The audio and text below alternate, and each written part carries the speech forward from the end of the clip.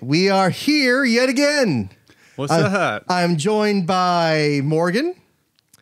Morgan is an old friend, and he is a personal trainer. So how'd you get into this?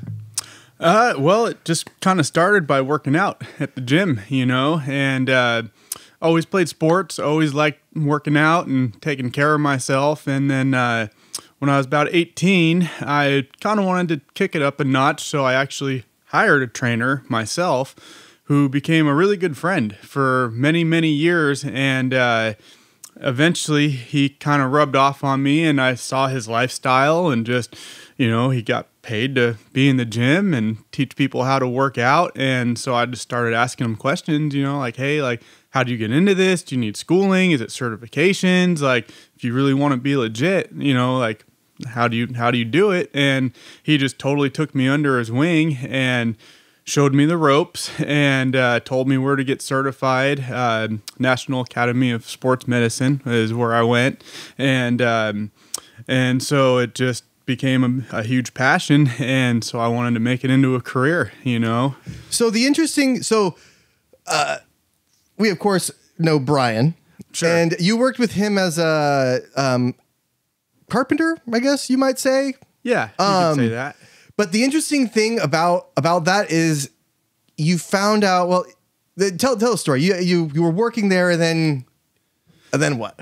Well, so that was when I moved up here. So I born in LA, but raised in the Bay, and we won't hold that against you. Yeah, thank you. I appreciate that. And moved up to the Sacramento area about 3 years ago because a lot of my childhood friends were up here. And our other friend Tyler owns his own business, cabinetry business, with his brother and his dad.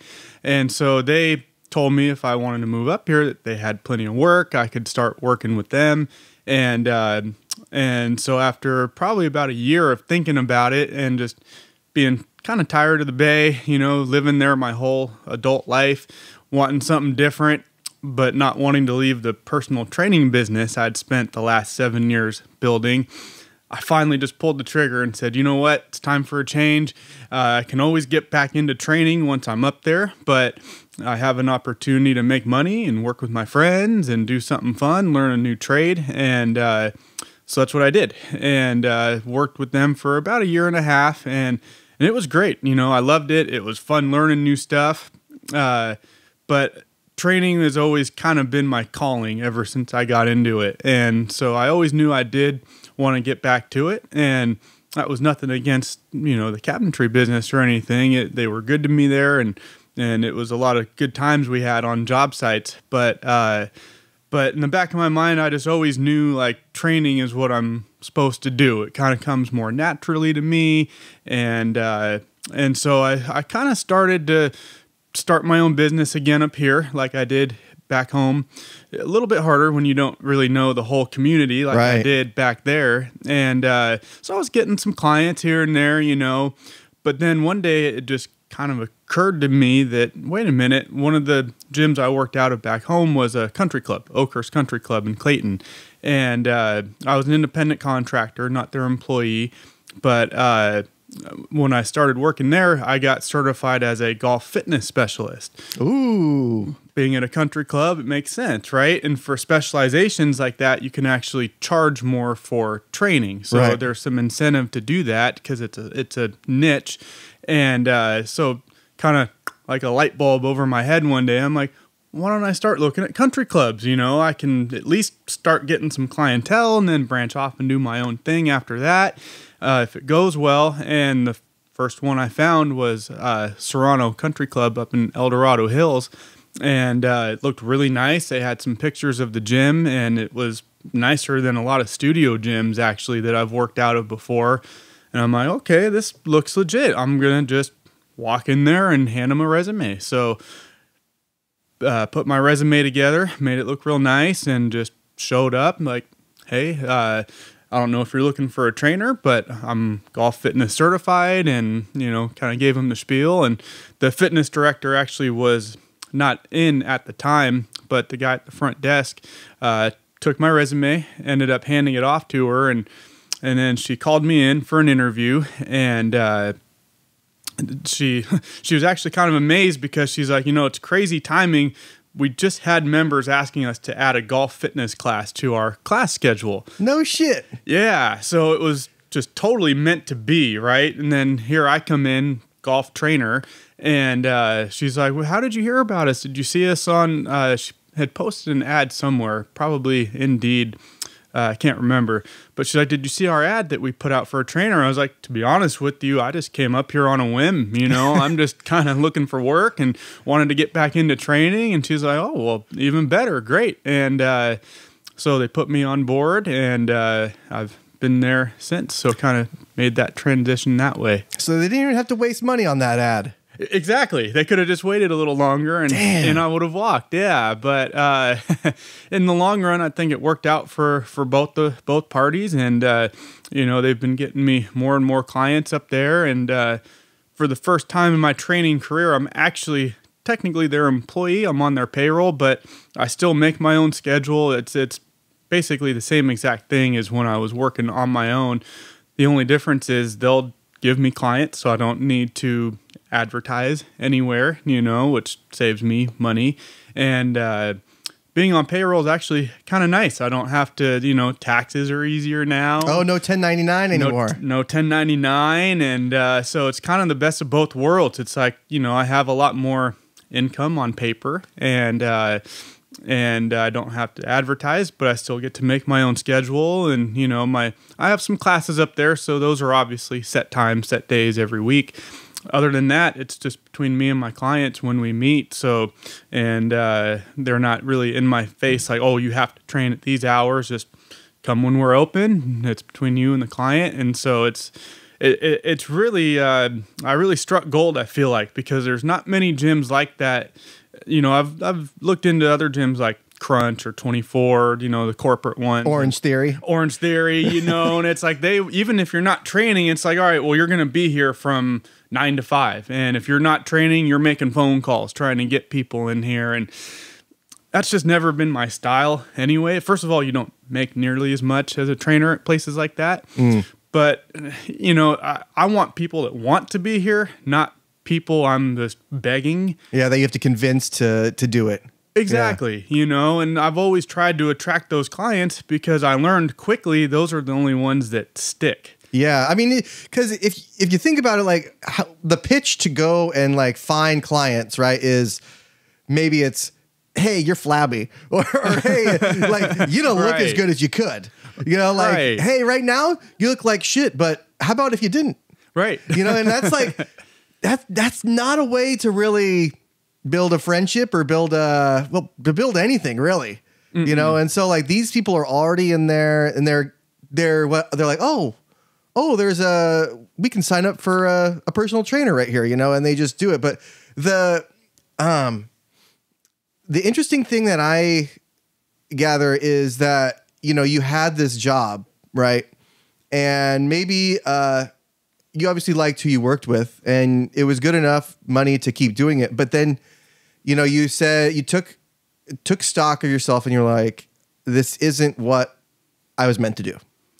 This is not what is going to make me happy.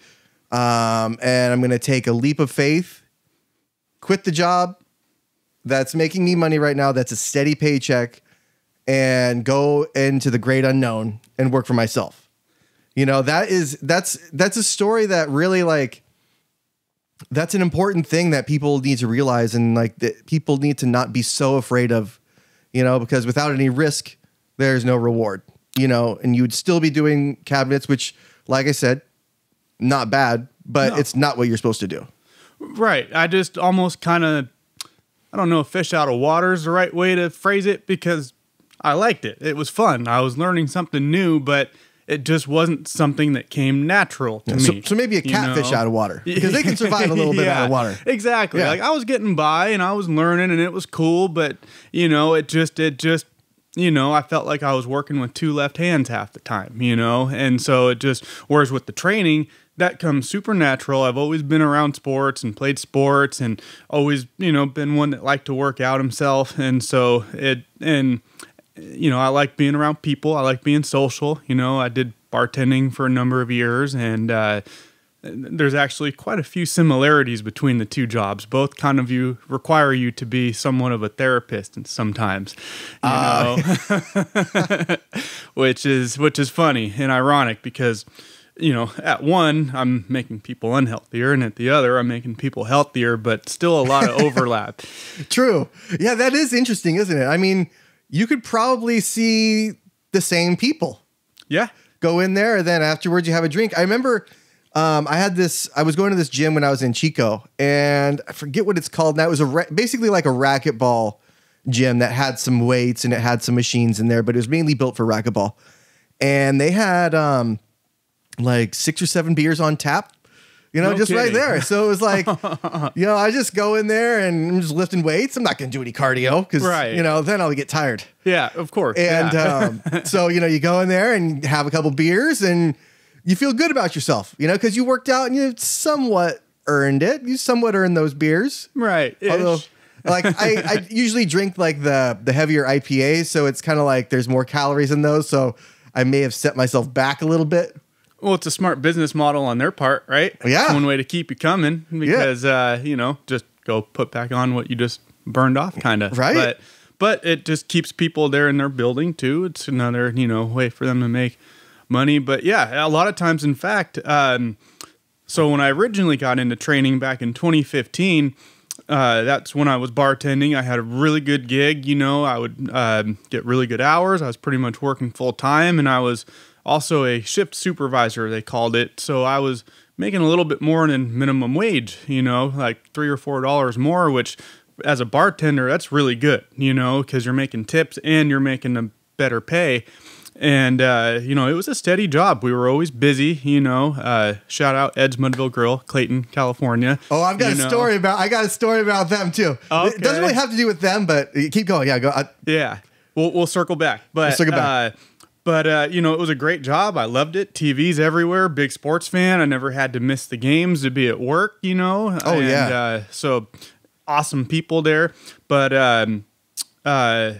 so I ended up putting in my 2 weeks when I started training. And one of my first long-term, multiple day a week clients came from there. It was 2 guys I knew from there that were regulars. And they ended up training with me 3 days a week. So back to your point about it kind of being sometimes the same people at both, you know, they're a great example. And they've totally like changed their whole lifestyle actually since then. And, you know, especially one of them, he's like totally into the 5 days a week at the gym and taking supplements all the time. Once you start those 5 days, there's no going back. None whatsoever. And so it was cool to see, you know, go from, you know, serving them at the bar few times a week to now he's working out every day and stuff like that. And yeah, a lot of it, especially in a small town like that, you know, a lot of the clients did come from there. But yeah, it was a tough transition to make, you know, because I was comfortable. Back to what you said earlier, I was comfortable,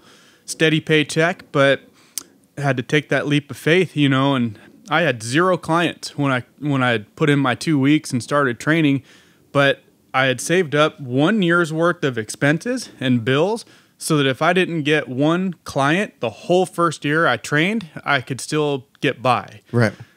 The kind of mental clarity that gave me to be able to just focus on what I was doing and not worry about money coming in so much was super helpful, you know. Hey, a safety net.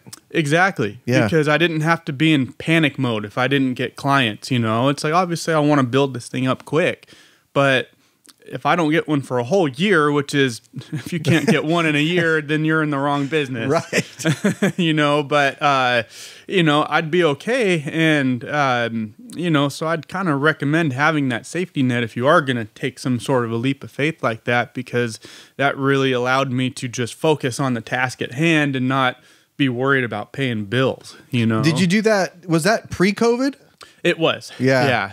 So COVID was a big hit, obviously, but I was about 5 years in. I had started in June of 2015 was when I started training, and it was slow, right? I mean, you get your first one and you get another. Now you're going, you know, you get to the point where you're seeing someone every day, and And I knew it would be that way because I didn't just start working at a corporate gym. You know, I went to a studio, had to rent the space, much like a barber rents a chair at a barber shop. And, you know, so, I mean, there's no one feeding me clients. I'm totally responsible for getting my own. And, you know, but in the long run, it was worth it. I knew it would be a sacrifice at the beginning, but the freedom that came with it, once I did have enough to survive off of, was incredible. So let's go back to the studio gyms. What exactly, because I haven't, and maybe a lot of other people haven't really had experience with what a studio gym is. Okay. Yeah. So basically, Clayton Fitness is the one I'm referring to back home, if you've heard of that one. But it's just a gym that's kind of like a ma and pa gym, I guess you could describe it as. You know, normal gym, all the normal equipment you'd see, just not 24-hour, not Planet Fitness, not all those places. Oh, not a chain. Not a chain. And they allow outside trainers rather than having trainers that are their employees. They just have independent contractor trainers come in, and in many cases that lures in better trainers for them because those people tend to be more motivated because those are the people who's, you know, that's their bread and butter. You know, it's not just a job for them through college or a summer gig or a way to pick up chicks or whatever else. You know, like these are serious trainers that really want to do this for a living and support themselves off of it. So yeah, I mean, I totally get that. That's kind of the same way. So when I was at the 49ers and at the A's, you know, when I was at the 49ers, at first, we just had employees at the stores, right? And employees running the merchandise, selling things. And, you know, you can turn around and pretty sure that they're going to be on their phone when you turn around, you know, or they're going to be like avoiding customers, or they're going to be like, "Hi, are you finding everything okay?" You know, just like that. Awkward. All shy. Hey, are you finding everything okay? You know, and it's just, you know, when I went to the A's, it was union. It was a union house. So they all were commission based. And so these guys have been there for like some, you know, half a century. And it's like, they're the guys that are like, "Hey, programs, get your programs here. Hey, that's the old, you don't want the old jersey, come get the new one," or like things like that. Like, "Hey, the item of the game," you know, they get people over there and they have the motivation to keep people buying things, you know, rather than just being a warm body. Exactly. Because, well, they're getting more money that way if they're getting that commission. And so, exactly, they're motivated. Those are the people you want. You know, it makes total sense. I mean, studio gym is basically a non-chain gym. Non-chain gym with outside trainers, typically. I mean, there's probably exceptions to that, but for the most part, yeah, exactly. And so, and it's kind of a more, typically you have more of a kind of personal environment there, or intimate maybe is a better word. Everyone knows everyone type of thing. You know, they'll usually offer a couple classes, you know, like I would do a boot camp class there once a week, and people can just come sign up, and it tends to be all the same people, you know, kind of like a local bar almost, you know. It's like everyone knows everyone. They're all kind of there doing their thing, and a lot of them hang out outside of the gym even, you know, and so like a boot camp, like you play drill sergeant? Yeah. You major pain? To an extent.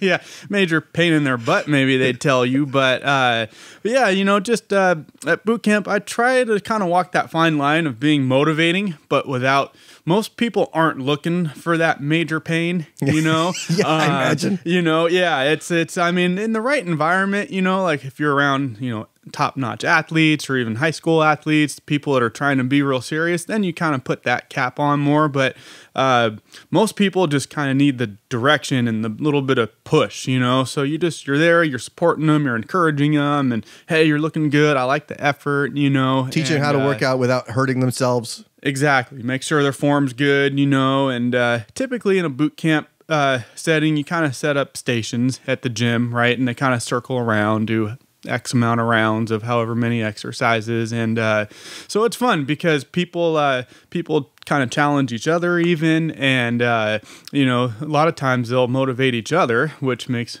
your job a little bit easier. But it just makes for good camaraderie. You know, people get competitive sometimes, not over the top, but just, you know, you always want to work harder when you're working with other people, right? Sure. I mean, those competitive people are kind of the ones that you're able to push a little harder. For sure. Yeah. Yeah. And you can kind of, demand more out of them. So Because in sports, you're all talking shit to each other anyway. Oh, all day.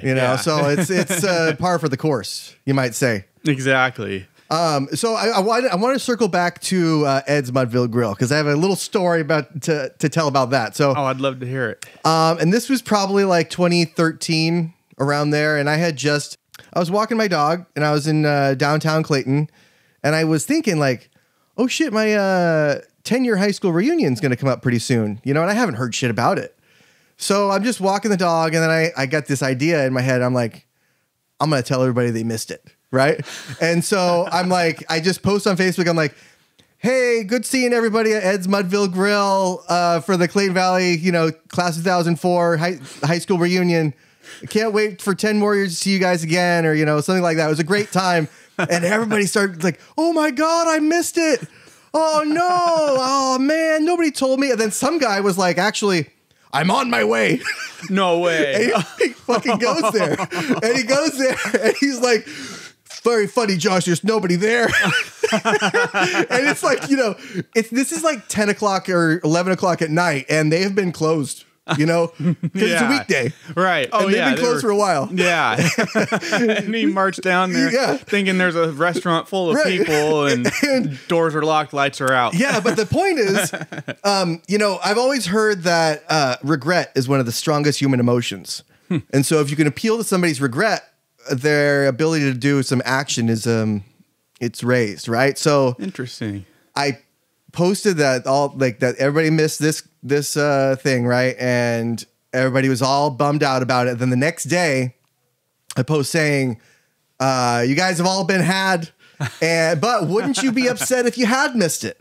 So here's the chance. Let's get it started. Let's get it going. And somebody, they took the ball and rolled with it, and we actually had it. No way. Yeah. That's awesome. All because of a little deception.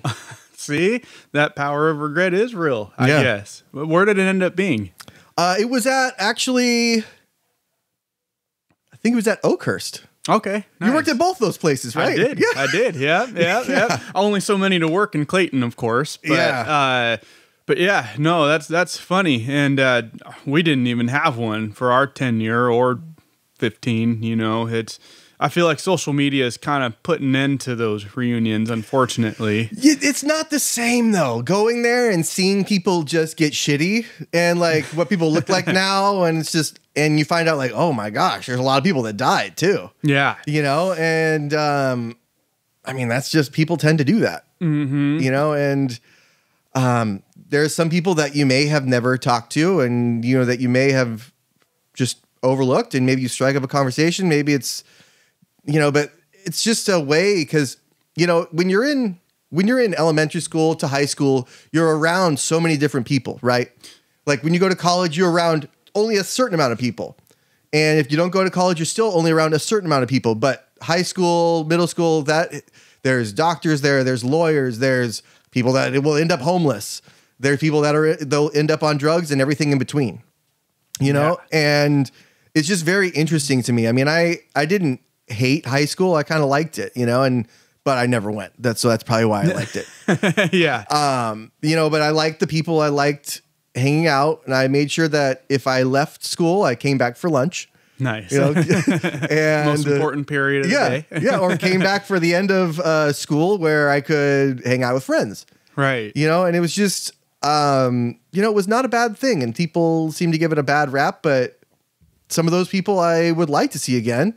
Some I could care less. Right. But well, that's what's cool about the reunion, though, is you can talk to the people that you've missed or, want to catch up with, and don't really have to interact with the others. And I'm with you. I'm a social person. So, I mean, I think it would be great to have a reunion. It's just, at least in our class, it just seems like there's really no interest, like there's been a couple kind of weak attempts for people to get one going. One time they were trying to get one going at the Clayton Club, and a lot of people are like, why would we have it at the Clayton Club? The Clayton Club, man. Yeah. Oh, don't even get me started. But no, let's get started on this. We're starting the engine. I'll start right now. So we went there with my mom, my wife, which was my girlfriend at the time, and my brother and his wife. And we go there, and my wife gets up to go to the bathroom, and some dude there like grabs her leg, right? And then it's like, so I'm like, you know, fucking pissed. Oh, of course. Right? Fuming. And like, what am I going to do? Like, knock this guy with my parents here? Right. And my brother here and everything. And it's like, I go by him, and I like made a big deal out of it, right? To the bartenders and everything. And I guess this guy's a regular there. So yeah, nothing happened. So, but now every single opportunity that I get to talk shit about the Clayton Club, you could better believe I'm there. I'm doing it. That place has gone downhill, man. It is. I have some fun memories there throughout the years. You know, my last experience was actually a pretty bad one, and I haven't been back since. You know, it was. Long story short, I was there with my sister, a bunch of other people too, and the new ownership had taken over, and they had. You know, the bathrooms were just regular doors at one point, but they had kind of repainted them and put these big signs on them, men's and women's, right? So obviously they were trying to keep it separate, because I think sometimes at like big days down there, they just kind of turned into just regular bathrooms. You know, which, fine, whatever. If they're unisex or unisex. But if you take the time to label them women's and men's with these, I'm talking huge labels out there on the door, right? You can't miss it. So anyways, I'm there with my sister, and she goes to use the restroom, and some creepy old guy, you know, kind of like checking her out on his way out, comes out of the women's room, you know, and she's like, well, that's strange. Like, what the hell, you know? And she says something to the female bartender, who then starts talking hella shit, like, oh, it's, why do you care? It's anyone can use any bathroom, and, you know, and they kind of get into it. And then the owner comes over, and he starts saying something to my sister, like, oh, it's really just amazing what people complain about. And so we ended up going back and forth, and, you know, I'll save some of the expletives, but they were getting all over. And then the bouncer comes and gets involved and starts talking smack to my sister, and I'm just not having it. I'm a few drinks deep, but I'm just not having it, you know. And so I start yelling at the owner, you know, and it was just an ugly exchange, and it ended with, I had a full beer in front of me, and it ended with me pouring my whole beer over the bar, saying, fuck you guys, this is bullshit, she should not have to deal with that, and the fact that you're making her feel like the idiot for complaining about some creepy old guy walking out of the women's room, fuck you guys, no wonder you're bars going to hell here, you know? It's a sense of entitlement that you get. And there are some bars in Walnut Creek like this too. And there were some bars in Chico like this. Not all of them, but I think that has to do with, that's basically the only bar there, right? I mean, you go to Ed's Mudville, it's a restaurant. Right. And you go up to the bar, and it's not like this place where, you know, if you don't hold your breath for long enough, you're going to get tetanus. Right. You know, at the Clayton Club. And it's just like, it's so dingy, and it's like a total dive bar, but all the bad things about a dive bar and not really any of the good. Right. For sure. And unfortunately, you know, well, I guess fortunately, it wasn't always quite like, it's always been a dive, for sure. You got the cowboy boots hanging from the ceiling, the panties, the bras, you know, I mean, it's a dive bar, but you could at least kind of have fun with it, you know, under the old ownership at least. And, not anymore. It's just become, you know, I haven't been back in a few years now since that happened, so couldn't tell you how it is, but I can't imagine it's much different. And you have the Clayton PD, which is a police department that doesn't have much to do, right? Next to the only bar in town that they watch, and they're gonna get you. Yeah. Oh, for sure. You know, they get DUIs out there all day. Yeah, it's total entrapment. But what are you gonna do?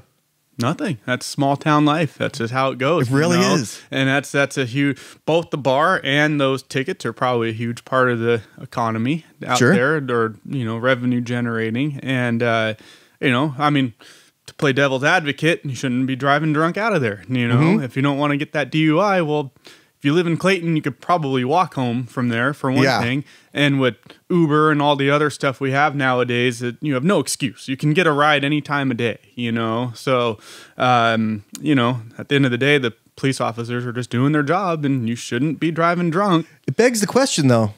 Why do they have a parking lot? Yeah. Good question. I mean, in their defense, half the parking lot is for horses, the horse stalls that you can hang your horse up right. at. You know, can you get a DUI on a horse? That's a good question. I don't know. Probably. I mean, that's almost more dangerous than operating a car. But the horse is sober. Yeah, that's true. And I guess the horse probably won't hurt anyone else. You might get hurt falling off of it or something, but the horse isn't going to run over a person. Yeah, like, man, I don't want to go like 40 miles an hour right now. Come on, man. Right? We're just going to walk. Yeah. Maybe they should just make the whole parking lot horse stalls, you know? So there you go. You can take your horse down there and that's it. But, I mean, yeah, lots of when people don't realize when everybody was having horses, like there was somebody to shuffle the shit around, you know, like right. Because those horses they just shit wherever they want. Oh, and that was a big problem. I'd randomly read somewhere at some point that was a huge problem back when people traveled by horse, was that the streets would be smelly, and if they didn't have enough people cleaning up after the horses, you know, that you know, it was a real good way for the roads to just almost become unusable because of the amount of horse shit everywhere, you know, and the disease that can spread from that over time once it's just piled up, you know, and yeah, so especially nowadays, we certainly wouldn't be built for that if people just went back to it, even just in Clayton, you know, but yeah, no, but it's probably one of the only places I know of where you can just pull up and tie your horse up and go have a drink. Well, so when we moved up here from the Bay Area, we stayed at my father-in-law's house for a couple of months in Woodland while we were kind of building this house, or not building, but rebuilding. And if you go down on the way to downtown Woodland, there's like hitching posts in front of people's houses. Dang. Yeah, just, you know, it has like little head of a horse on it. And I'm like, what the hell are those things? It's a hitching post for a horse. You know, you see them and you're like, the fuck is that? Yeah. You know, it's like just one pole. Interesting. But yeah, hitching posts for horses. And it's interesting, right? Because that used to be for so long how people got around until, of course, motors came around, you know, which I appreciate. Yes. But yeah, yeah, well, a totally different lifestyle, you know, and just now we see something like that and it's foreign to us, you know, like, what is that? Well, that was just a basic hitch post, you know, back in the day, everyone would have known what that was. That was a parking spot, basically, you know, and now it's just like, you don't even know, you know, motors and like you said, everything else that we have to get around on now. It's just, you see that, it's confusing. Yeah, for real. Yeah, I don't know if, because my daughter was riding horses for a little while, and it's a lot of work, right? And your legs at the end, it's just your legs are burning, you know, and I mean, there's all kinds of bugs flying at you. It's just I'm not quite the outdoorsy type, you know, like she is. Okay. But if I'm gonna get dirty, I want it to be with oil and grease and not with actual dirt. Working on your motor. Yeah, because, you know, then bugs aren't attracted to oil and stuff, True. You know? Well, and that's one of the worst parts about, you know, as someone who does love being outdoors, the bugs are one of the things that are just always just a drag when you're out there. You can never have enough bug spray, you know, and some places obviously are worse than others, and being on horse, I know attracts a lot of them. You know, I feel bad for the horses sometimes when I see them at the barns and they got these things over their eyes, those little nets, and there's just flies everywhere. I'm like, damn, that's got to be rough. But at least they have those nets, because I mean, I've seen it to where the horse doesn't have the net, and they have like the flies that are in their eyelid. You know, it's just landing on your eyelid. I just, you know, you don't have a hand to be like. You know, you got a tail, but your head's not reaching all the way to your tail. No chance. So yeah, they don't really, other than shaking their head, but that doesn't deter the flies, you know, so they don't really have a defense. So you're right. At least they do have that. But yeah, it was definitely a much sloppier, messier, and harder way to get around. I'm thankful we have motors in our day and age. you know, I used to work at the Cow Palace for a little while. Have you ever been there? I've not. No. You haven't been to the Cow Palace? Unfortunately, no. Probably the only sports venue I've not been to in the Bay Area. You must not be a fan of dog shows or rodeos. Guess not. Because that's what they have there. The big time dog show, big time rodeo, right? But I remember when I was there and it was, I think we were having maybe a hockey game or a gun show after this, but it smells in there like horse shit. Does it really? Always. Ugh. Always. And it's cemented in there now. Yeah. And I'm like, I'm watching people like get hot dogs and things. I'm like, man, how are you like, how is it appetizing? You know, and it's you're eating this hot dog, but you're smelling shit. Oh, yeah, I'll pass. You know, I'll eat after. I mean, I guess after a couple beers, you're like, that hot dog smell, it's tasting pretty good right now. I can taste it already. And it's just like the smell. Maybe your sense of smell kind of deteriorates a little bit when you have been drinking. It could. Or maybe you get used to it after being there for so long. Or if you go to enough events there, you're kind of numb to the smell now, maybe. Yeah. That'd be one of the things that we would have the producer look up and put on the screen. But yeah, not here this time. But yeah, it was amazing to me. Like, it's just gross. Yeah. You know, but it's one of those places where kind of like the Clayton Club, but everybody there is nice. You know, because they don't have a lot of events, and the events that they do have are small. And so it's not really like, it's not like the big machine that Levi's is, or that AT&T is, or, you know, whatever they call it these days. I don't know, Pac Bell or AT&T. To me, it's still Pac Bell. Yeah. I think it's Oracle Park now. Oh, is it? Yeah, that's right. I think it is Oracle Park. You're right. But no matter what they name it, Pac Bell. That's what I call it. Yeah. That's what it was when it opened and when Bonds was there hitting all those home runs. And if it weren't for him, I mean, he made it so people wanted to go to those. Oh, for sure. You know, because what were the Giants before that? Nothing. Yeah, nothing. You know? Yeah, and he when being left-handed, he had all those splash hits that he would hit, you know. Probably had more splash hits in the time Bonds was there than they have since. Right, yeah. I'd have to see those numbers, but I'd probably bet that. And so it was kind of a show, you know. It's like you had him. They had some other good players too, you know. Jeff Kent, I know, was on those teams, and they had some good pitching. And the legendary Benito Santiago at catcher, you know, JT Snow. I remember all those Giants teams. JT Snow. Yeah, they were fun. Yes, that's a throwback. Super throwback. Dusty was the manager, Dusty Baker. I remember, Dusty Baker was probably my favorite manager, and I had a ball, you know, that had his face on it. And he actually signed it. When he signed it, he's super cool dude. Nice. You know, unlike Bonds. Yeah. Total dick. That's what I've heard. Never met the guy, but have not heard good reviews on his personality. Well, I think I've told this story before. I'm going to tell it again. So I was in second grade. We went on a field trip to a Giants game. And it was, you know, right before the game started, they're playing catch in the outfield. Obviously, Barry Bonds was in the outfield playing catch. And, you know, nobody was there because it was a day game in the morning on a Tuesday, right? And so there's nobody basically in the stands. I'm there. It's just me. And like maybe Barry Bonds is about from me to like that fridge over there. And I'm like, Barry, hey. And he looks at me and he gives me one of these, like, he just goes back to playing catch. And I'm like, wow, okay. Fuck Not that. even like a smile and a head nod. Just stupid kid, I don't have time for you. No. So then, you know, I became an A's fan.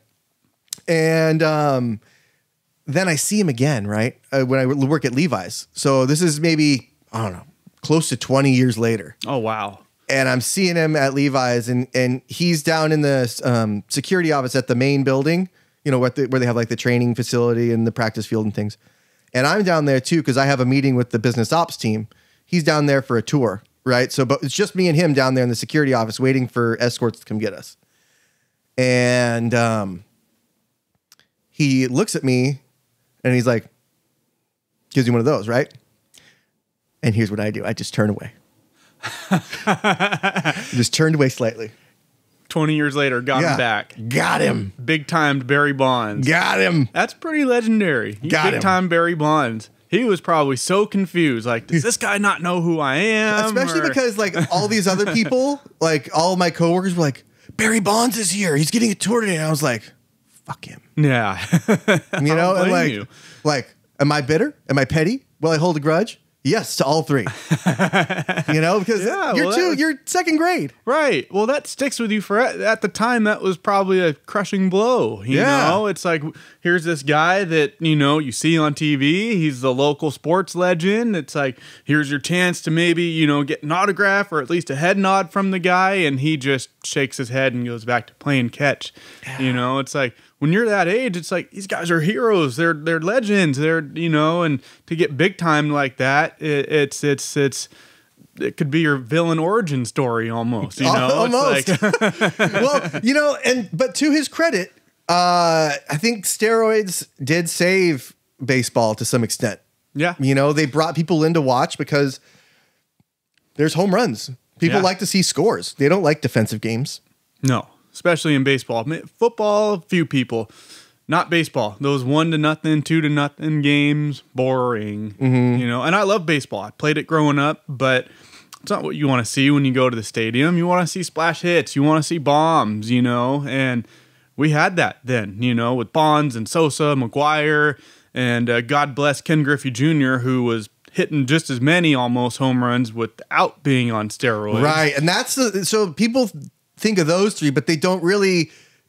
Griffey didn't get a lot of the praise that he should have got because all these other guys were juiced up. Right. Exactly, and that was a shame because that guy probably had the purest swing I've ever seen in my lifetime. He just looked so cool swinging that bat, just such a good pure swing, and he was hitting dingers, man. I remember I had his video game on N64, Ken Griffey Jr. Slugfest. Yeah. And I just loved playing as the Mariners, because he was on there, and they had some other good players too. But it was with the backwards hat, that's where he was the reason I started wearing my hat backwards as a kid, and he was just so cool. And, he was always hitting 50+ homers every year. And those other guys were getting in the 60s, and of course Bonds had the, what was it, 73 when he broke the record? 76? I thought it was 76. I think it was 76. Can we look that up? Oh, no. Can't look it up.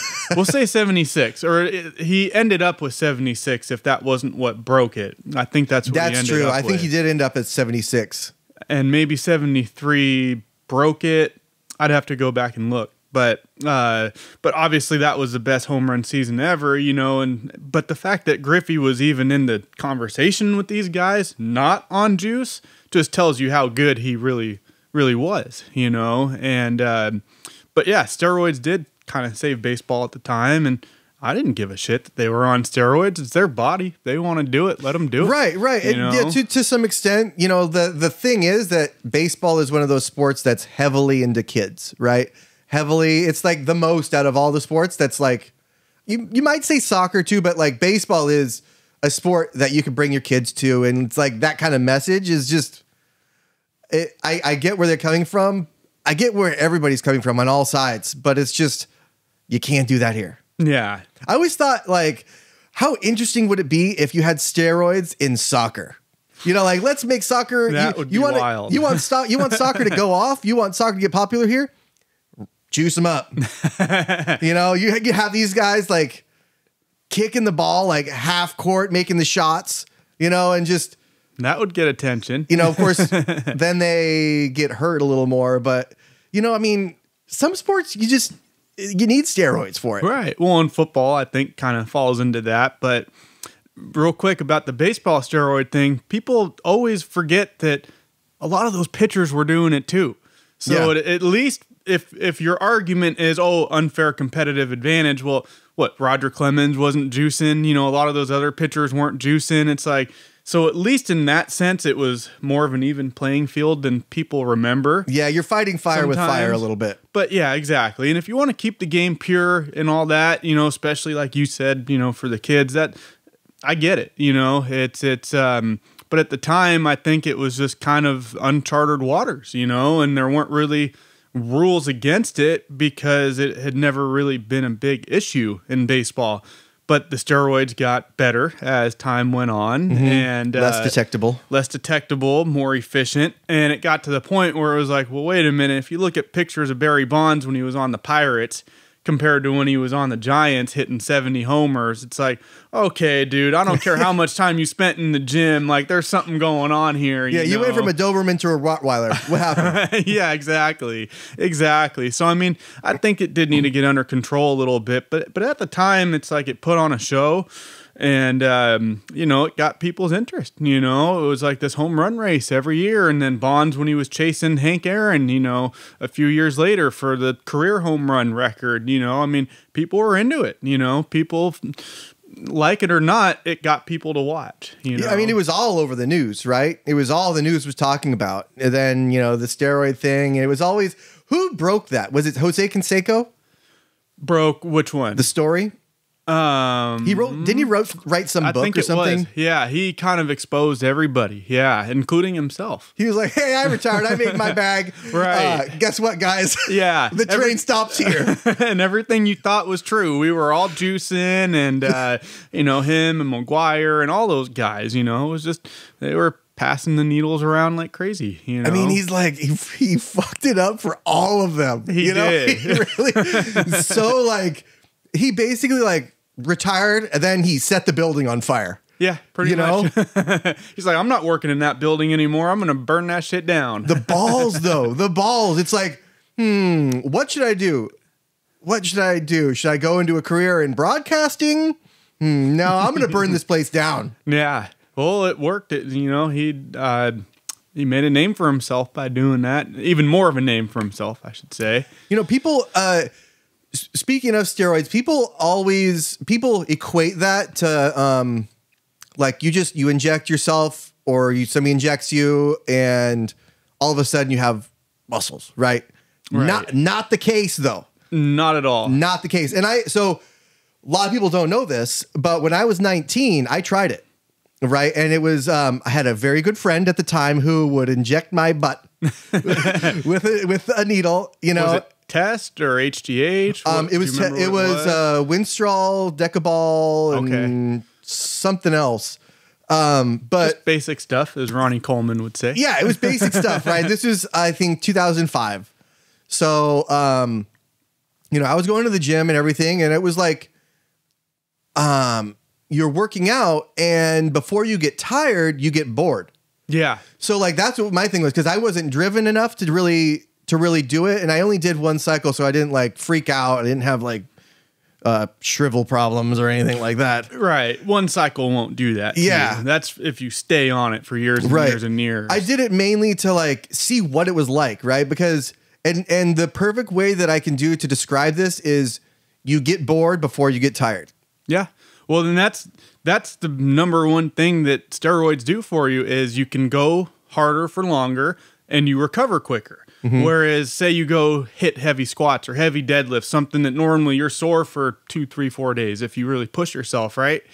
Next day, you're ready to go again. Mm-hmm. You recover quicker, so you're back in the gym quicker, and you can stay there longer when you're there. So that's, in a nutshell, that's the main advantage to steroids is just your overall volume can increase. So you can get in twice as many workouts at twice the intensity. So that's... Like you said, you don't just inject and poof, now you're Mr. Incredible. Right. It still takes a ton of hard work and hours in the gym. It doesn't just, happen because you injected yourself. You still got to put in that serious work, and then you'll reap the rewards that the steroids offer you. Yeah, I mean, it was just, for me, I was never like what you might call a gym rat. Yeah. But I was never... I like to go to the gym because it made me feel good afterwards, but it was like just 30 minutes at the most. Right. Right. You go in, you do a couple weights, you do like the crunch thing, a couple things like that, and I'm out. Right. I don't stick around. I don't do that. And I didn't change my behavior when I was on that. Right. So it was still like, go in, do your thing and get out. And it was just, I feel like I could do that forever. Like you could do reps forever. Oh, for sure. But my mind was like, come on, man, if you don't leave now, you're going to be stuck in 2 hours of traffic, You had other priorities. Right. Yeah. It's like, okay, you know how it is now. So just tell everybody how it is and, the story's over. Right. But, luckily I had, I worked at a place this medical office building where they had needles. Oh, okay. And they had syringes that were clean. Otherwise, I mean, that's sketch. For sure. To reuse them or anything. But this one, it was totally clean. Come right out of the package, right in the booty, and that's it. There you go. Done with. Yeah. Well, I know a lot of people that did them. That was always like the toughest thing for them to do was get needles, and there was a point where you could just go into CVS or wherever, and you did have to show your ID in most cases, but you could get, oh, I'm diabetic, oh, I blah, blah, blah, blah, blah, make up whatever excuse. But now they're really strict about it. Like they take down all your information, so you can't just walk into the store and buy them anymore, which means well, I guess you could go to San Francisco and get free needles. That's the thing. I was just going to say that. I was just going to say it. I'm a heroin addict. I need my needles. But, in any normal place, it's like, you have to know someone. And, I actually knew someone one time who was pissed because he got all this gear, right, that he wanted to start up on, and he couldn't get needles. And by the time he finally did, it all expired. And that shit's not cheap, you know? And, so that's always quite the endeavor is getting those needles, and people would reuse them, which presents its own, even if it was just you that used it, I mean, you better sanitize that shit properly, To me, there's no sanitizing. It's gone. It's gone. I mean, one-time use. It's like you go to San Francisco and you're like, hey, I need to use your safe injection site for steroids, and they're like, for what? For heroin. Right. Fentanyl. Oh, okay. All right. Just make sure you're doing heroin, not steroids. Isn't that ass backwards? Yeah. At least one. Not that steroids are good to be on, but at least one. You're trying to make yourself better, stronger, healthier, right? To an extent. Whereas if you're doing heroin or anything else, like that's nothing but negative. At least you can get something good out of just doing a highway to hell, But yeah, so it's just crazy to me that we even live in a world where it's like steroids. Oh, no, you can't have needles. But oh, you want to do heroin? Go right ahead. Here you go. How many do you need? Here's a 10-pack. It's wild. It's wild, but I once, so when I was going out because I used to take BART a lot to get out to the city. I worked at the Giants, A's, 49ers, whatever. And I was taking BART, and it's in the morning, and I see this woman next to me. She's talking to this dude. And, I could tell that they were drug aficionados. And she just reaches over, injects in her shoulder, right? On BART. Yeah. And this is 2015, 14, somewhere around there. So it's not just like recent, right? This is a while ago. This has been going on for a while. She puts it in there, leaves a needle in there, and it's just sticking out. And then she gets up to go out, and I'm like, "Oh God, what if you hit that on something? What if you catch it? Oh my God!" But her veins are probably shit anyway at this point, because she's for sure injecting here instead of somewhere you can get quicker delivery or whatever. But when I saw that and I took pictures and like I showed people and like, why didn't you help her? Oh yeah, right. Like you're gonna. People love to say that shit, right? Yeah, right. Yeah, especially when it's not them that was in that situation. Like, why didn't you do something? Why didn't you say something? Like, okay, on BART. Yeah. Am I gonna be the saint on BART? No, I'm trying to get to work, and I'm not trying to. What if she takes that needle out and sticks me with it? Yeah, a strong possibility. Or slashes me with it. I mean, that blood probably ain't clean. No, hell no. You don't want anything to do with that. Yeah, and so people love to say that kind of thing, right? And if people like to paint you out to, you should have been more of a saint. You should have done this, should have done that. But no, I'm really just, usually when I'm on BART, I'm thinking of myself. Yeah. Unless when I'm with my daughter, then I'm really like watching everybody and, but when it's just me, I'm keeping to myself. Maybe I have headphones on, maybe not. I like to sit in the corners and watch, but I'm not going to be some hero on the BART. Well, and let's face it.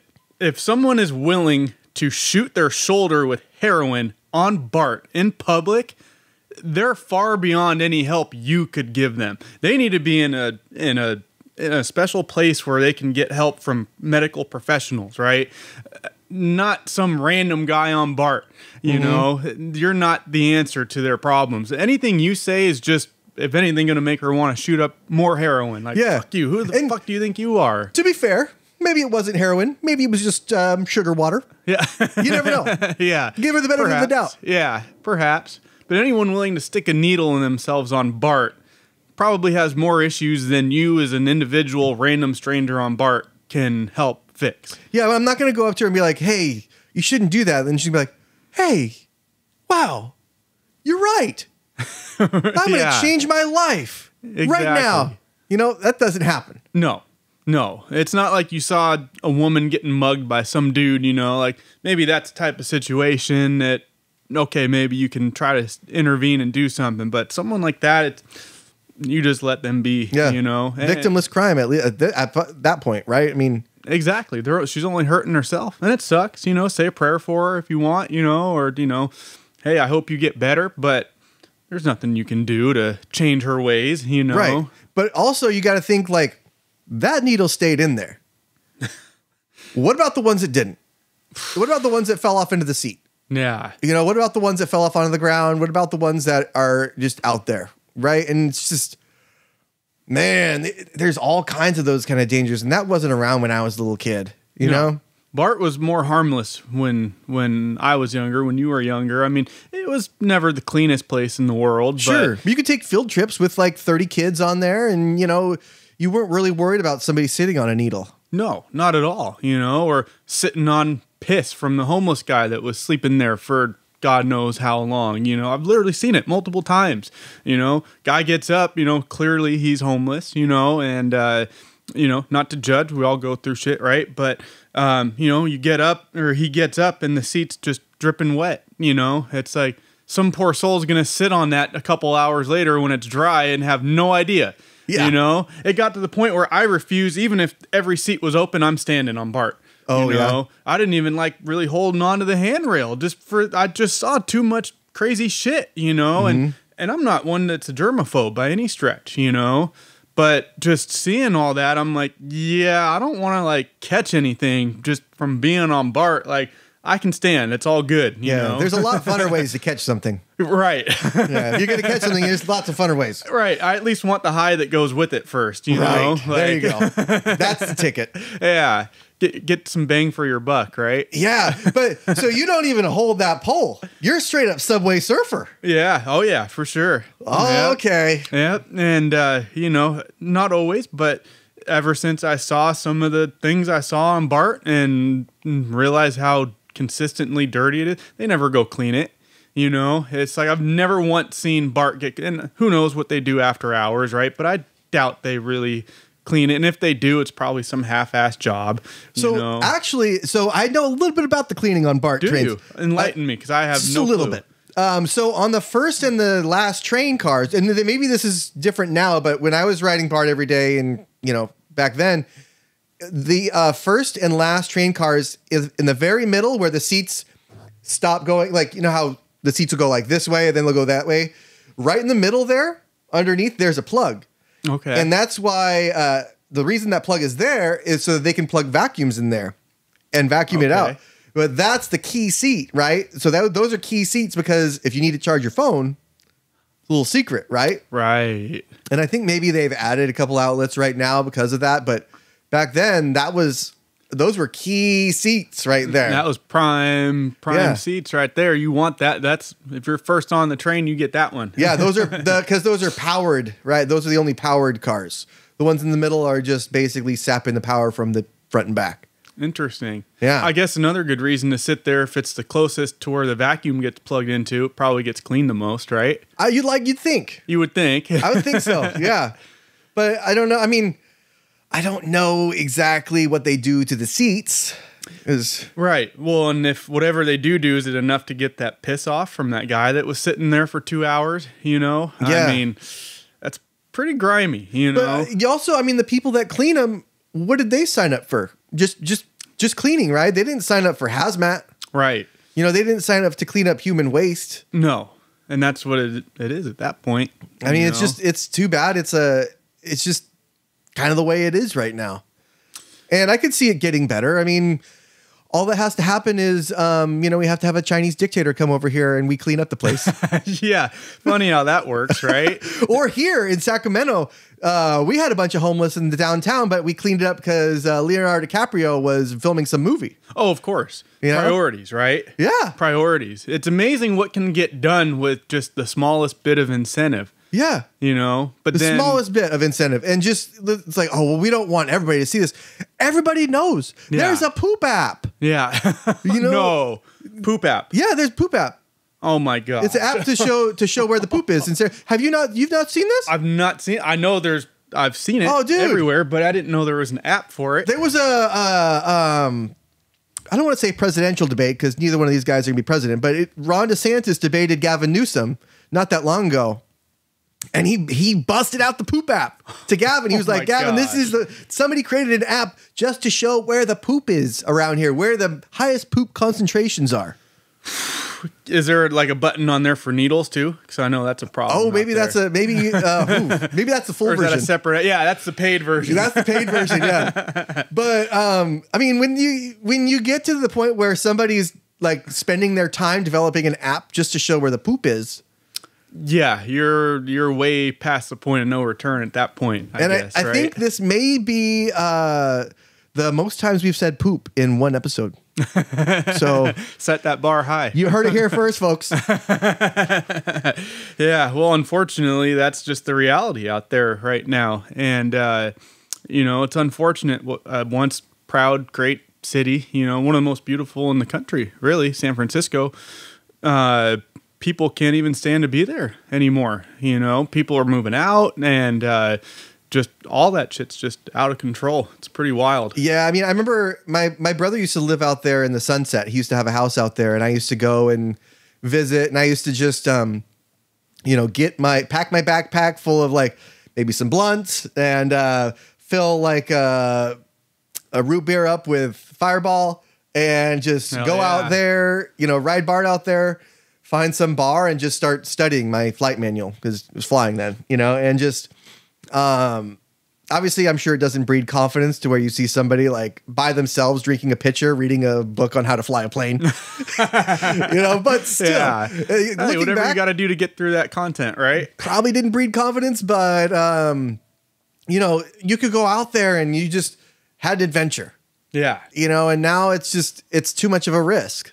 Oh, totally. Yeah. You never know what you're going to find. The last few times I've continued to try to give it a chance and I'm just more disappointed every time I go out there, seeing poop on the sidewalk, seeing needles on the sidewalk, just literally seeing homeless guys just peeing wherever they want. It's like, why would I want to be here? And not to mention, it's not exactly cheap to go spend a day out there. Right. Parking alone is just, a huge expense if you can find it. It's still the premium spending place, but it's not. And there's shops that are leaving. There's all these stores that are leaving. The mall that we opened up a 49er store in, it's gone. And, I think they're going to shut the whole mall down. I think they were. Well, I know the Union Square Macy's where they have, I think it was Union Square, where they have the big Christmas tree every year and all that. That Macy's is done. They're going out of business or they're closing down. I'm sure who knows, probably a million reasons why. That was where you could go to Cheesecake Factory and like overlook it, right? Yes. Yeah. Yep. Man, that was killer. Yeah, I know. That was a great area to be. And it's all going to hell. They're closing it down. And that's just kind of the theme of the Bay. I mean, In-N-Out just permanently closed its first location in restaurant history. The one right across from the Oakland Coliseum on Hagenberger. And so that tells me two things. A, In-N-Out's a hell of a run company. They've been around since, 60s, 70s, and they just permanently closed their first spot. But what's that say about Oakland? Even In-N-Out Burger won't stay there. And it's, that area has always been a tough area.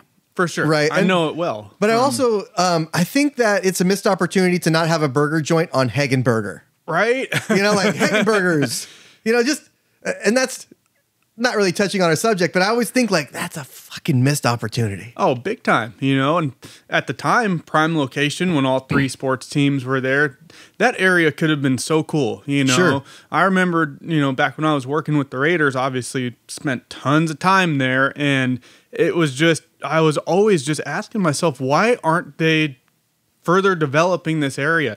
You've got the airport a mile or two, really, from the Coliseums. You got 2 train stations that go right through there, Capitol Corridor and BART. The main freeway in the Bay Area, right here, 880 goes right by them.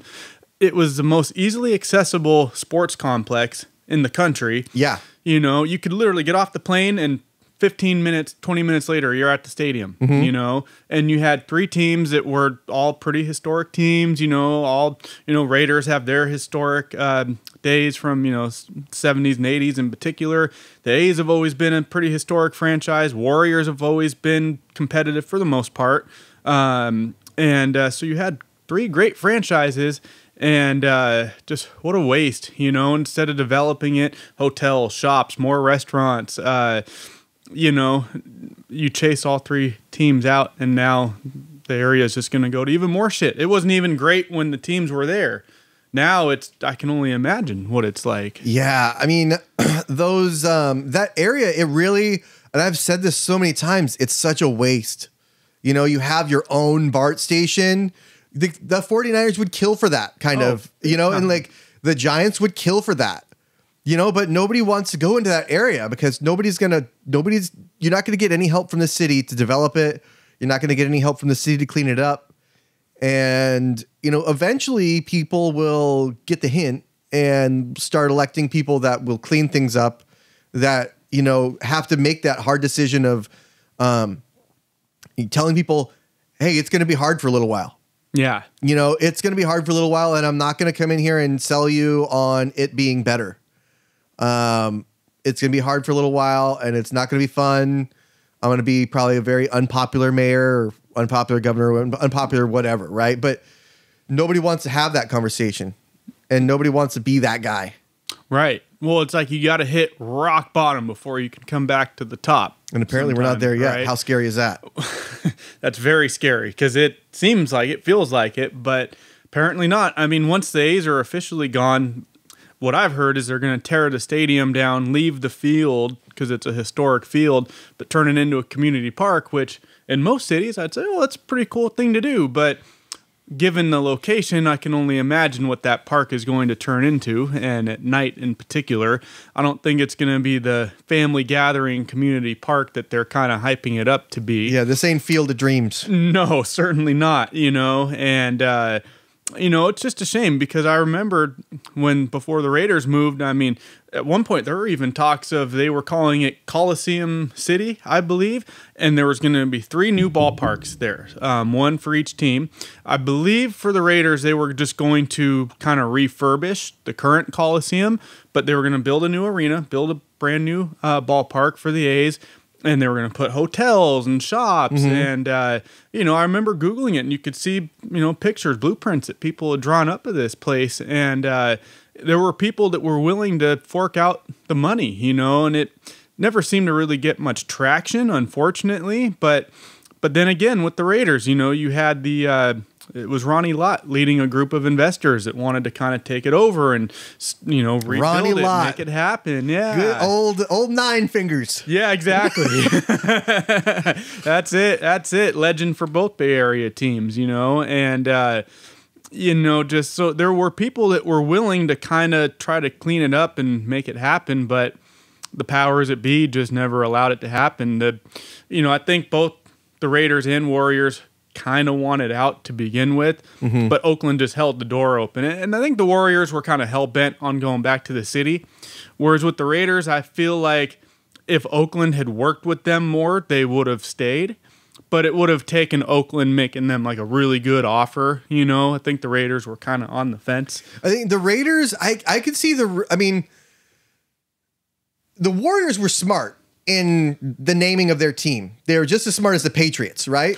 Which is like, you don't name it after some, it's like, or the Cardinals, right? Arizona is a fucking The whole state. Exactly. Golden State Warriors, the whole fucking state. You could be in Sacramento, still be the Golden State Warriors. You could be in LA, be the Golden State Warriors. You could be in Crescent City, it'd be the Golden State Warriors. right. New England, you got even multiple states you could be in New England. Right. But for sure. Texas Rangers, whole state of Texas. The whole state of Texas. You know, anywhere. Yeah. That's smart. That's the smart way to do it, right? But you know, the Raiders were the Oakland Raiders, and then they were the LA Raiders, and then the Oakland Raiders again, and then the Las Vegas Raiders, and the 49ers were the San Francisco 49ers, and they stayed in San Francisco, and then Candlestick technically was not in San Francisco, but then Close now enough. It's like Santa Clara 49ers, and it's not San Francisco. Right. It's not. It's the South Bay. You're here. You're here in Santa Clara, where the whole city closes at 5 o'clock and is dead on weekends, except for Great America. And you're calling yourself San Francisco, which thrives, smells like piss and shit, and you'll get hurt. You know, where it's just, I mean, and then their logo is an S and an F. Right. Like, you fucked yourself there. Oh, for sure. You know, and I mean, they're such a historic team that I highly doubt they'd ever consider changing the name or the logo to SC or anything like that. But it is, I mean, they're what, an hour and a half from even Candlestick where they used to play? Yeah, I mean, it depends on traffic, right? Right. Probably 3 hours on a bad day. That time double. It's like, well, because I remember when I had to go back and forth, if there was no traffic, you could do it in 40 minutes. Oh, that's not bad. But if there is traffic, which there usually is, yeah, it's a lot longer than that.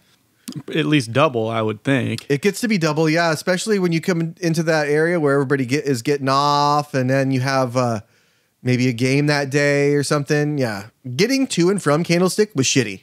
Oh, for sure. I went to many games there, you know, Raiders-Niners games over the years, and yeah, it was a nightmare getting in. That was the worst part of that stadium was just getting in and out, because there was really only one way in, one way out, you know, and so everyone had to use the same road, and you'd be in traffic. I remember when I was working with the Raiders, even so, mind you, I was in the equipment department, right? So we're usually some of the first ones there, last ones to leave, because we're picking all the gear up after and loading up the trucks and all that. So it's usually 2 or 3 hours before we actually get out of the stadium.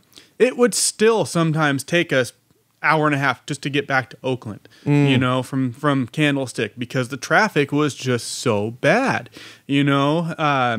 Other than that, I mean, it was an old place, old stadium, but, you know, I liked going to games there, and it had that old school ballpark feel to it, and it was, you know, so many historic moments there that even as a Raiders fan, I could appreciate. You know, you have the catch, and that's where Montana had all his glory years, and you know, that was definitely something they lost, just like the Raiders when they moved to Vegas, by moving to Levi's. Is I've been to games there now for the Battle of the Bay, and it's just not the same, you know? Well, it was built with a different thing in mind. It was built to make money, where Candlestick was built because Kezar was too small, or because Seal Stadium was too small, and it was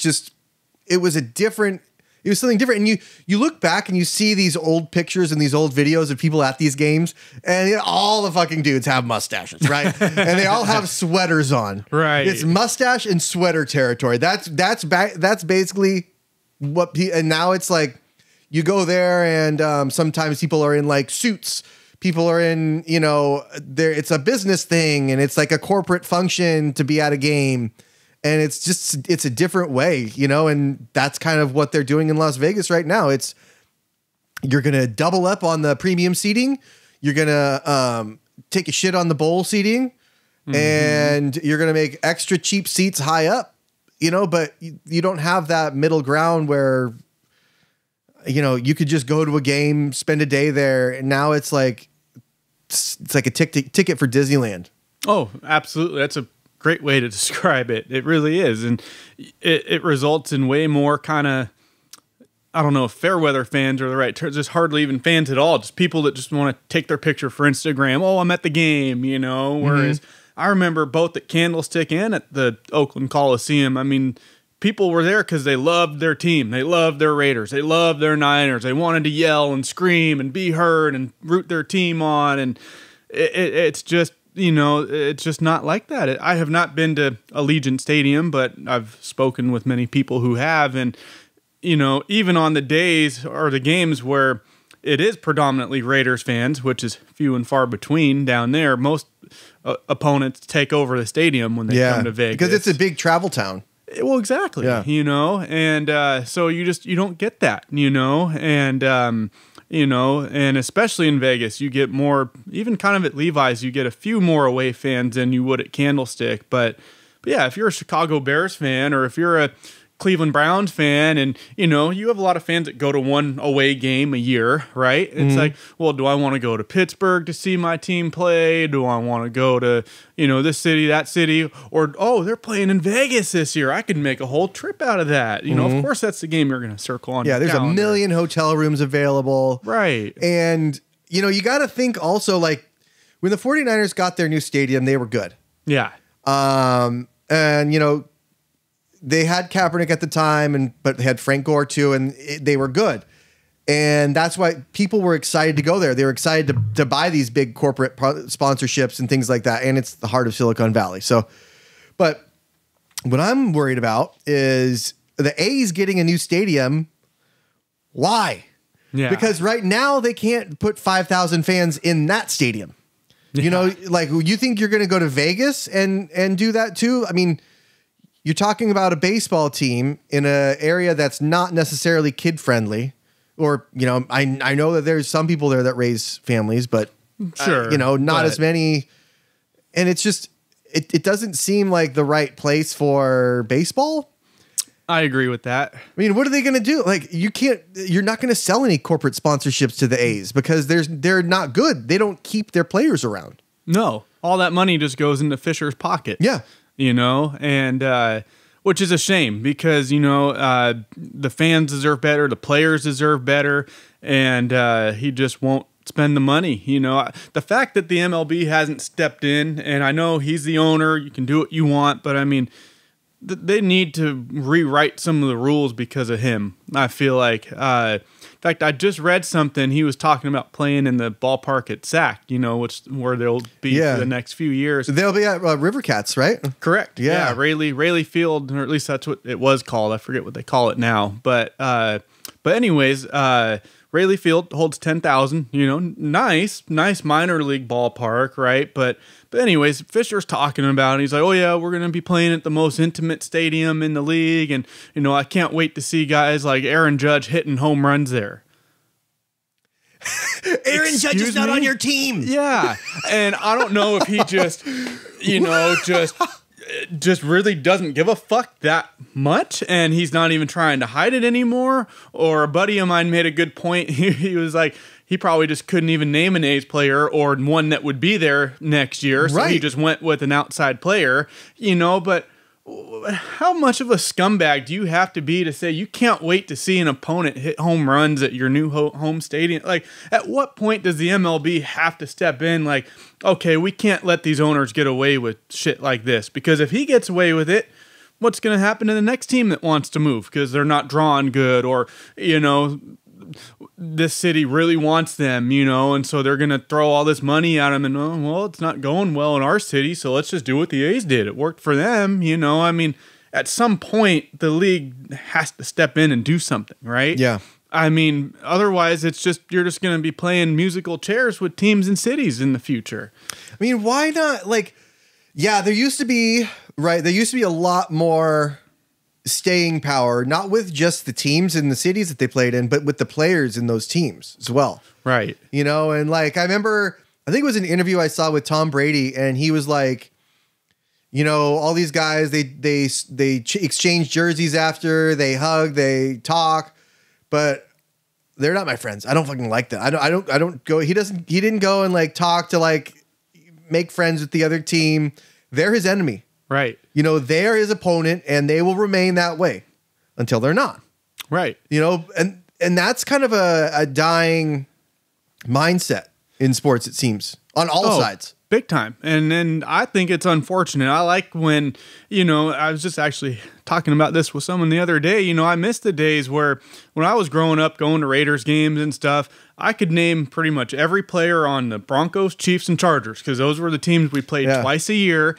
And it was almost always, obviously guys shuffled around a little bit back then, but it's like, you learn to hate all those players because those teams would stay together. Guys would maybe switch careers at the end or switch teams at the end of their career, like Joe Montana going to the Chiefs or, they just finally decide to move on. But for the most part, it's like you could, you'd see the same guys and they hated each other. I remember the Chargers were always kind of ass back then, but I remember the Chiefs and Broncos always had big rivalries with the Raiders, Yeah. And the Chargers hated those guys. The Chargers were terrible after they lost Jim Harbaugh. Yeah. Have you ever seen, did you know, so this is kind of taking a little detour, but you ever watch Saved by the Bell? No. Harbaugh was on there. Was he really? Yeah, he's Screech's cousin. No way. Yeah, he was on there. I didn't know that. Okay. That didn't show. Know he was like an actor. Yeah, well, not really, but he was like a cameo. But that show, Saved by the Bell, is supposed to take place in like San Diego. Okay, yeah. And so, of course, Screech is like the nerdy guy.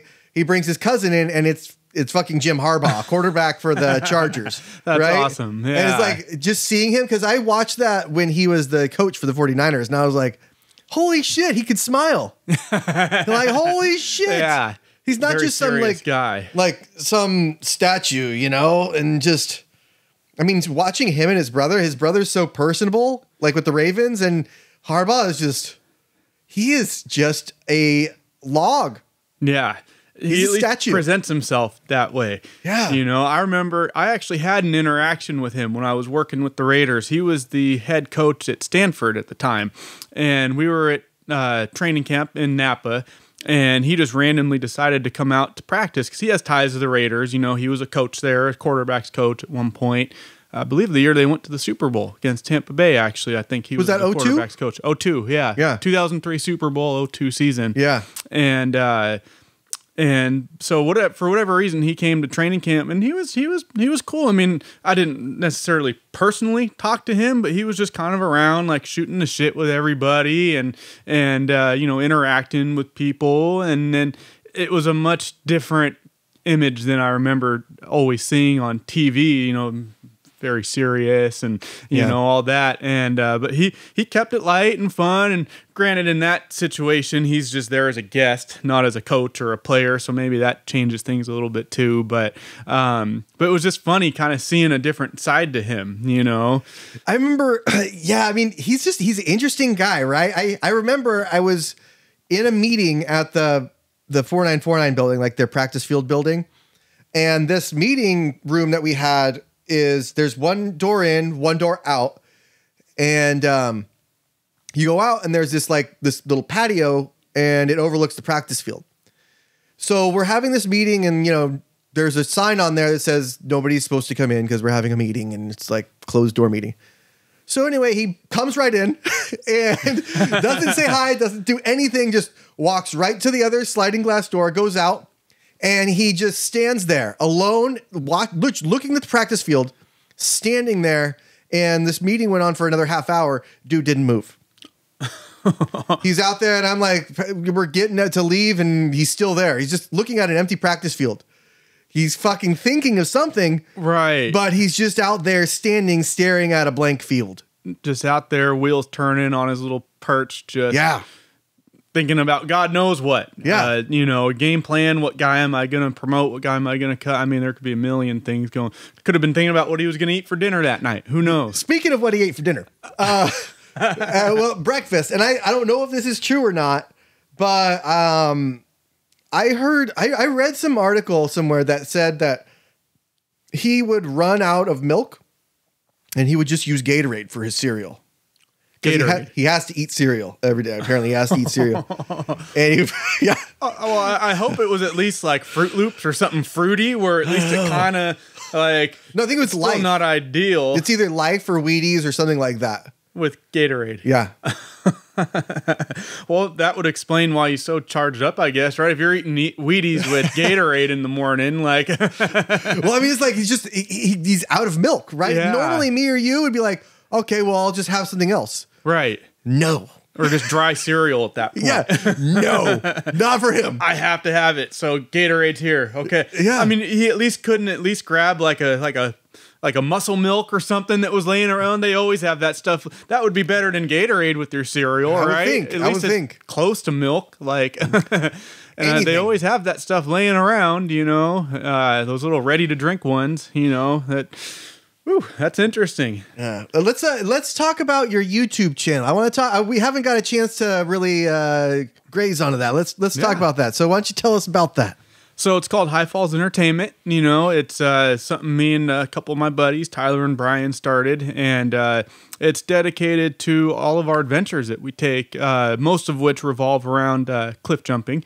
You know, but a lot of hiking and just outdoorsy type of stuff. And sometimes we'll throw like little motorcycle clips or something too, because we all ride. But yeah, cliff jumping videos were kind of what kicked it off, you know, and we just, you know, it started as something that was just kind of, we did once, and then it was really fun, so we started cliff jumping more, and then we're like, well, we should start filming this stuff, you know, and making some videos. And so first, you know, just using our phones, then we got our first GoPro, and then it turned into multiple GoPros and a drone, and now we got all this gear, you know, and it's been fun, you know, it's been fun going on the adventures and kind of being able to, you know, make a history of what we've done, you know, that we can always kind of access and just kind of, you know, have it available to watch on YouTube all the time. And it's been cool. It's something that just kind of started as just, you know, a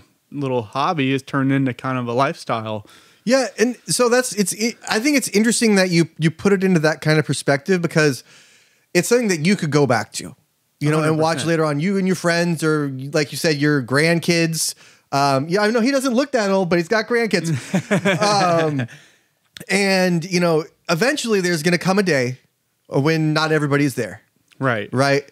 And you go back, and that's kind of like a way that you can not necessarily live forever, but the memories can live forever. And you can forget about something, and you can go back to that, and you can you could put yourself right back into that position. You know what you were doing, even if the camera's not on you, but you know exactly, and that brings you right back to that moment. And it's just, a lot of people think that, you know, you would get a YouTube channel or something like that just to get monetized, get payment, you know? Right. But there's so much more. And, you know, these stories, these adventures, one day they're not going to be there. Right. One day you're going to be too old to jump off cliffs, believe it or not. Yeah, I know. And that's a harsh reality, you know, but like you said, you can always relive, and you described it very well, because when I go back and watch any of the videos, it's like, oh, I remember that specific trail. I remember that, what I ate that day. I remembered, you know, it just brings back, it's like when you smell a certain smell and it takes you back to grandma's house back in the day or something, and it triggers all these memories, right? It's like you watch these videos, and it's amazing the amount of details that it triggers in your memory, you know? And so that's, you know, a huge part of the motivation for making these videos is the fact that, you know, like you said, you have your story right there accessible all the time, you know, and just eventually when, you know, not everyone's still here or something, it's like they live on through those videos, you know, and your memories live on through those videos, you know, and so it's if it makes money one day, awesome, but it's more so just kind of for us, and so that other people can kind of see what we do and what we're about, and but mainly just for us, you know, just to have that there always, you know, it's not gonna be on your phone that you lose or breaks or something, you know, or a memory card that you lost, you know. Or even like on a VHS that one day nobody has a VHS player. Right. Right. Or a cassette when nobody has a cassette player. This is online, and as long as people keep watching YouTube, YouTube will still be around. Exactly. So hopefully time in. But yeah, exactly. It's always going to be there. You know, it's not something you have to lug around, or it's not going to be outdated. You know, as long as YouTube is there, which I don't feel like it's going anywhere anytime soon, you know. We have access to it, you know, and so it's priceless, you know. It's like a virtual scrapbook almost, you know, and you just have all these memories and good times, and you can relive them, you know. It's like I kind of get the thrill of jumping again when I watch some of them, you know, especially the POV videos, you know, where it's like it really takes you right back. And sometimes I'll leave the part in where I'm kind of like getting my breath right and kind of calming my nerves down, you know, and because no matter how many you do, especially once you're at a certain height, like really anything over 40, 50 feet, you get that knot in that butterfly in your stomach, you know, like it's never something where it's just like, oh yeah, this 80-foot jump is nothing, you know. It's like, that's part of the fun, is that adrenaline is always kicking like you've never done it before. The difference is you can, once you do it more, you can rely on your experience to kind of get you through it. Yeah, I mean, and you also, I mean, you take precautions. So you have somebody that is depth finding. Correct. Tyler puts on a wetsuit, goes down there, and is like, jump right here. Exactly. You know, and you're pretty good.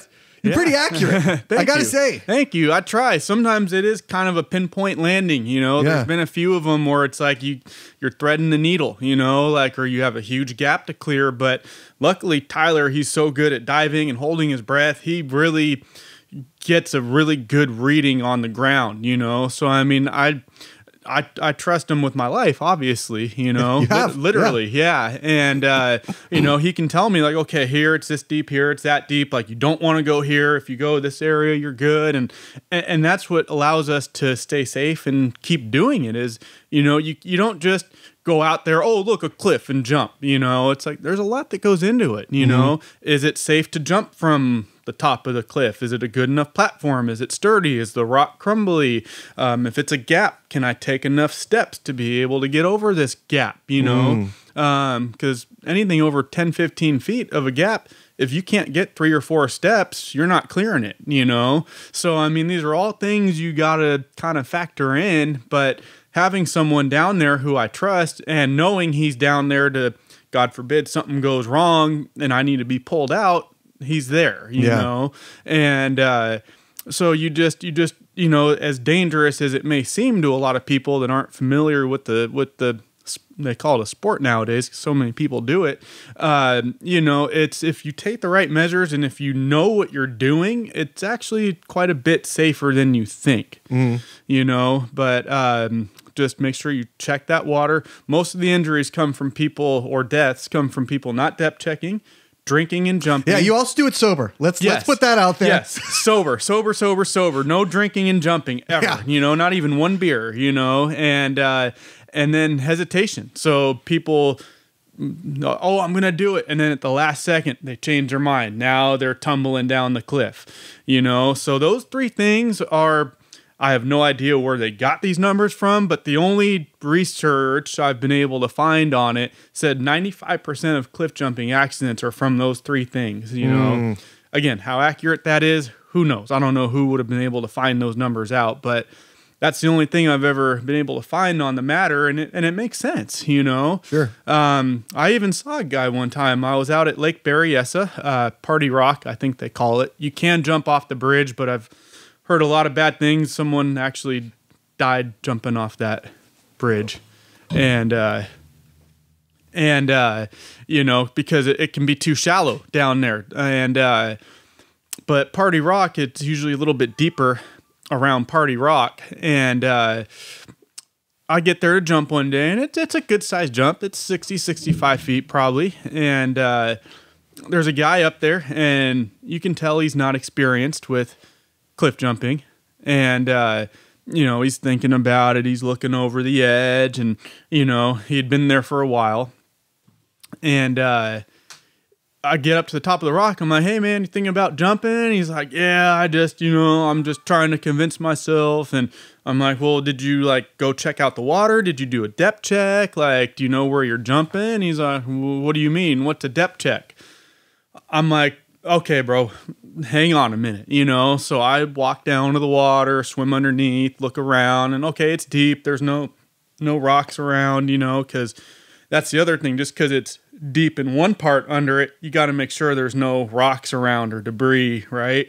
And but point being is this guy was just getting ready to jump. He didn't know if the water was 3 feet deep or 100 feet deep, you know? And it's like, no wonder people get hurt doing this shit, you know? And so luckily for him, you know, it was deep enough if he had just... Time out. We're going to have to change batteries here. Yeah. All right, everybody, we are back. We had a bit of a camera issue, meaning that they ran out of batteries and they had to put new ones in. So we're back. We're back. And so you were telling us about the guy who maybe should not have been cliff jumping. Yeah, so we're I'll just backtrack. We're at Lake Berryessa. I had just gotten there, and there's a rock there called Party Rock where you can jump off of, roughly 60 feet, give or take. And I go up there, and I'm just kind of scoping out the top first, you know, and then I'm going to depth check. I was just with my sister that day and her boyfriend, so didn't have the usual crew, so I was going to do the depth checking. And I always like going to the top first just to kind of look down, feel it out, know what I'm up against, and then, okay, this seems legit, I'll go check the water. And as I get to the top, I see this guy up there, and he just looks so hesitant. And I can tell he's on the edge. He's kind of thinking about it. There's a houseboat down on the water that his group of friends, family, whatever, and you know, they're trying to kind of root him on a little bit. But I'm like, hey, you about to jump? And he's like, yeah, I'm thinking about it. You know, just it seems real big. And da-da-da. I'm like, well, you know, okay, have you checked the water? And he's like, have you done a depth check? He's like, what do you mean? What's a depth check? I'm like, where you kind of swim under and make sure it's deep and there's no rocks. He's like, oh, no, I was just going to jump, you know? And I'm like, okay, well, word of advice, you know, if you're ever going to do this, you want to make sure you know where you're jumping, right? So hang tight. I'll go down. I'll swim underneath, make sure it's cool. And so I did. And luckily for him, if I hadn't been there, he would have been okay because it was deep. But this guy didn't know if it was 3 feet deep or 100 feet deep where he was jumping. And that could have ended his life. It could have paralyzed him. It could have broken bone. I mean, a number of bad things could have ruined your whole day. Ruin your whole day, to say the least, you know? And so, you know, it's no wonder that so many people get hurt doing that type of stuff, is that they don't even really know what they're doing, you know? It's like, to me, it's unfathomable that you would even be able to jump into the water without knowing what's under there, right? But people just think, oh, it's a rock and there's water. It must be deep. I'm just going to jump, you know? And, you know, so I ended up going back up there and I'm like, hey, you got nothing to worry about. It's plenty deep. And I jumped. He saw me do it. And he eventually, several minutes later, kind of mustered up the courage and did it, you know? But yeah, you know, I just, you know, told him again after he jumped, like, hey, man, just make sure you always check, you know? Like, if you don't know, don't jump, you know, because it's not, no jump. I always tell people no jump is worth your life or your well-being. You know, there's been plenty of times where I've walked away from jumps because the water was too shallow or questionable, right? To where maybe I could get away with it, maybe not. Sometimes it's just been a gut feeling, you know, There's been a handful of those too, where it's just like, you know what? Something feels off today, you know, and the wind's coming right at me. So I'm kind of fighting that. And, you know, just one thing I've learned is always trust your gut, right? If your gut's telling you no, then save it. You can always come back. That cliff's not going anywhere. That bridge isn't going anywhere. If you really want to hit it again, you'll have the chance. Unless it's the Baltimore one. Yeah, that one missed your opportunity. But anything else, it's like, especially the cliffs, it's like in all likelihood not going anywhere, you know? And so it's like, just come back, you know? And I've done that before where the first time, no, didn't feel right. Come back again with a more clear mind and with more confidence and kind of knowing what to expect the second time around, and you make it happen, you know? And that's true even for, you know, because I just kind of jump. I'm a straight jumper, you would call it, you know? I haven't gotten into the backflips and all the gainers and stuff, but I've met a lot of friends in the cliff jumping community that do all those crazy tricks, you know, from 70, 80 feet, even 100 feet plus sometimes. And met one at this really cool place up in the Tahoe area. And it was the first time I'd been there, and I ended up doing the jump. And I was talking to him after, and he was like, "Hey, props, man. It took me several times coming back here before I finally did that jump, you know, because this particular place, I'll leave it at Tahoe area because it's kind of one of those sacred ones that I'd be frowned upon for giving out the location, you know, amongst well, you can tell me off camera. I'll tell you off camera for sure. But for the sake of the internet, you know, it's like I got to keep it as location X. But it's out there, you know. I mean, it's a grueling 9 or 10 mile backcountry, really no marked trails. I mean, it's... Point being, if something were to go wrong, you have a hell of a challenge to get out of there after that. Mm-hmm. Even a helicopter would struggle to get you out where this place is, you know? And so that always adds a little bit of a kind of a rush and a whole nother aspect to it too, is it's like, okay, it's one thing if I get hurt on the American River in Folsom where I'm 20 feet from shore and the hospital's 2 minutes away, you know? When you're in the backcountry like that, and it's a 5-hour hike to get out of there, if not more, and you're going, and it's uphill on the way back too. So I mean, it's you'd be really, really struggling to get out of there if anything went wrong. So of course that's going to make you think a little bit harder, you know. No doubt. And so it's just sometimes, you know, you feel it that day, sometimes you don't, but you trust your gut, and if you don't know where you're jumping, just don't do it. At the end of the day, it's not worth it. As fun as it is, you know, it's not worth changing the rest of your life or ending your life. Yeah, I showed my you were here. I showed my daughter a couple of videos, and I was like, "Doesn't that look cool?" She was like, "Yeah," and I was like, "Do you want to do that?" She's like, "No."